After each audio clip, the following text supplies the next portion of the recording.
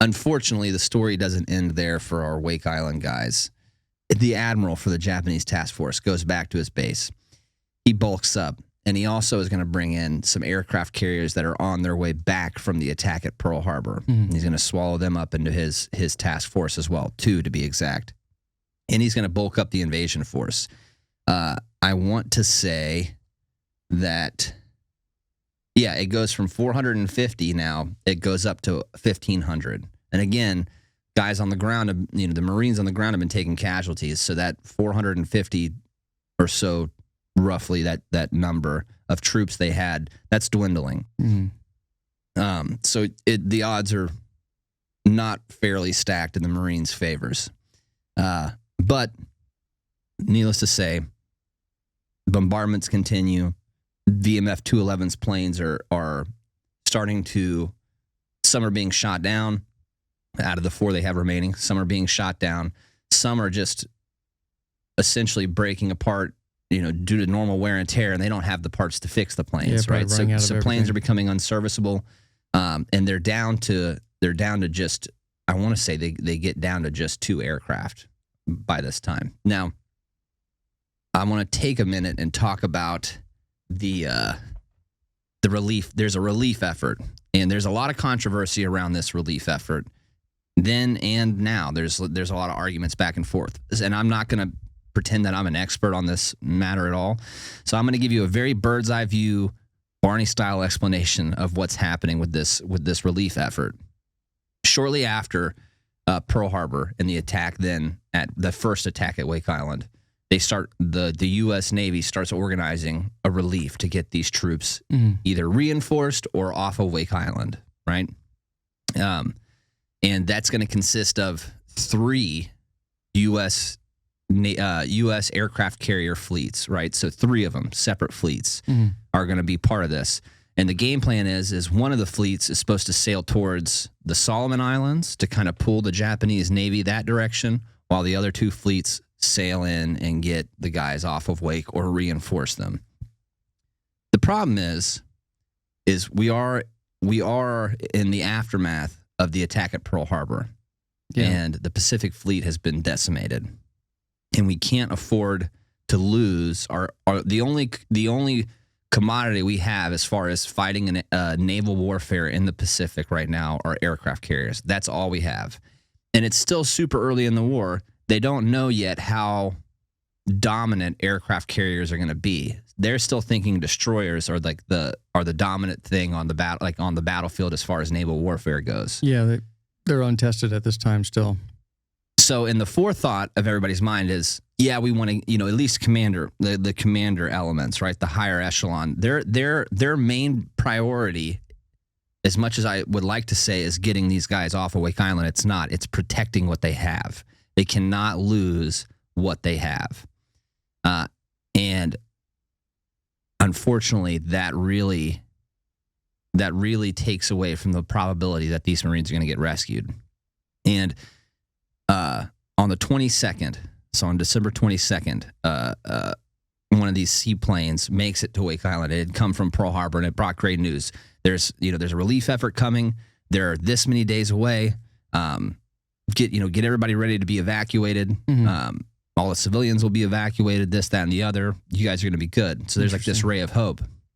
And then that airplane takes off later that day. And as soon as it takes off, another bombing run comes in. But this time, instead of being from like dual prop bombers that take off from an island and fly long distances, these are from single prop fighter bombers, which can only come from one thing. Yep. An aircraft carrier, which means there's an aircraft carrier in the Japanese aircraft carrier in the area. Yep. And as soon as that word makes it back to the relief effort, who are close enough to intervene at this point, they're within the distance to be able to intervene and save the island. As soon as that word gets back that there's a Japanese aircraft carrier in the area, they cancel the relief effort and the Marines are left on their own. That's so tough, man. It is tough. And like I did a lot of reading about it because it's an area that I'm not super familiar with. Most people are familiar with the big stuff, right? Like Guadalcanal, Iwo Jima, Okinawa, at least as far as the Pacific goes. These little things I don't know as much about. So I found it fascinating. I did a lot of reading on it. I mean, there was almost mutiny on one of the ships. Like the sailors and the lower echelon like officers were like, "Dude, what are we doing?" Oh, they didn't want to turn around. No, they were pissed about Keep it. going, yeah. Not to mention the rest of the 1st Marine Defense Battalion is on those ships, so it's their buddies that are on the island. Oh, And I mean, one of the aircraft carrier fleet commanders almost ignored the order and just kept going. Like, there's a lot that's playing into it, but ultimately, one of the things that stood out to me is the guy that made the decision was already going to be fired because of Pearl Harbor. He wasn't the guy that pulled his rank off his collar at Pearl Harbor, but his head was getting ready to hit the chopping block too, and he didn't want to make any more mistakes that jeopardized the future of the Navy in the U.S. war effort in the Pacific, and so he made this decision. There's a lot of variables, dude. There's a lot of variables, and we can Monday morning quarterback it all day. But they did just lose like the muscle of the Pacific Fleet, and the carriers are all they have left. Yeah. So like you're weighing what is more important to the cause, right? I feel for the guy. Tough. I Very feel tough. for the guy that had to make that decision because he lived with that the rest of his life too. Sure he did. But needless to say, the Marines are on their own, right? No one's coming, and they start to realize that. When they see those single prop planes coming in to make a bombing run, they're like, all right, well, I guess that's Where's it. ours? Yeah, like they're not coming. It was supposed to be here already. So on December 23rd, in the early morning hours, it's still dark outside, that Japanese task force makes it. And they launch their assault. And it's nighttime, right? So the Marines can't see. Again, they don't have radar system. And they hear the Japanese boats, and I will go into a little bit of detail on this, but it's not going to be super in depth. Again, check for these short docs if you want like a really in depth look at this. But essentially, the Japanese forces are going to make multiple landings across Wake Island and Wilkes Island, and they land successfully because again, you can't see anything. There's no illumination. Eventually, Commander Cunningham gives authorization to shoot a flare into the air, and it illuminates enough that they can see these landing crafts, and gunfire erupts. Things are going crazy. On Wilkes Island, the Japanese are able to overrun a 3-inch gun position and push the Marines off of this gun position and kind of get a little bit of a hold on some land. But they do that to their detriment because later on, and this is one of those things about battle and combat, how much luck plays a role into a lot of things, right? I agree. You have to be prepared physically and mentally. You have to be able to shoot your weapon. You have to be able to do all these. It's not all luck, but there is a lot of luck. There's going to be a young Marine officer, and I can't remember his name off the top of my head here, and I don't have it in my notes. But he is going to organize a group of Marines to go take the fight to the enemy on Wilkes. And as soon as they launch their attack from the western side of this Japanese force that has made it onto Wilkes Island and have taken over this 3-inch gun emplacement. As soon as they launch their attack, simultaneously from the other side, the eastern side of this Japanese force, 2 other Marines start engaging those Japanese and catch them at a pincer, right? A full double envelopment. And the Japanese are freaked out by this. They're like, they don't know which way the enemy's coming from. They get overran. They have to pull back. And the Marines take back those guns. And nice. On Wake, a lot of the same stuff is going on. Japanese forces, though, are making it onto the island more and more and more. And really what it boils down to is the equipment that they had.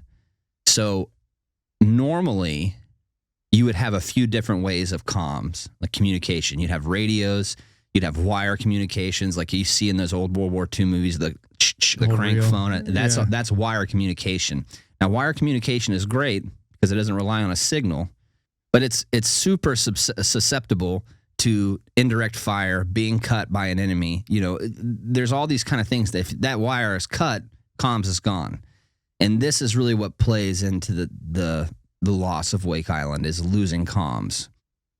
So as the fighting is going on, this is all happening in the dark. Commander Cunningham is losing comms with all of all of his different stations of Marines around the island. And he's starting to see Japanese flags pop up in different places. And as the sun comes up, all he sees are these Japanese flags. And so he thinks, all right, well, I only have this many guys left. I can't get in touch with any of these other guys. It's time to surrender, Yeah. And in all fairness, the Japanese did have a stronghold on Wake Island, the big island. Well, he may have also thought that they were annihilated over there too. So maybe save what you have left. Well, that is Seeing what you're saying. it's the idea of, do we all die, Alamo style, or do we live and see how the war plays out? Is this island worth the lives of all these guys? Now, they don't know what being a Japanese prisoner of war is going to be like either at this time. But needless to say, Commander Cunningham surrenders the island. And as they're going around to all these different pockets of Marines, he starts to see that Wilkes Island had been recaptured by the Marines. It was under the Marines' control. A lot of places on Wake, same story, right? A lot of the guys were didn't want to surrender. Wow. They had recaptured their positions and were willing to fight. Offensive. Now, VMF 211, this is a very, them dudes, they're special. They're pilots. They're not ground troops. But as soon as their aircraft are all destroyed, and they're all destroyed the day before, the last two aircraft, one is last seen chasing a Japanese fighter with another one on his tail over the horizon, never seen again. Jeez. And the other one is damaged so bad he had to crash land it back on the runway, and it's out of action. So now all of their aircraft are gone. And before this fighting starts, they showed up to man one of the defensive positions as riflemen. Nice. In one of the worst areas in the attack as well.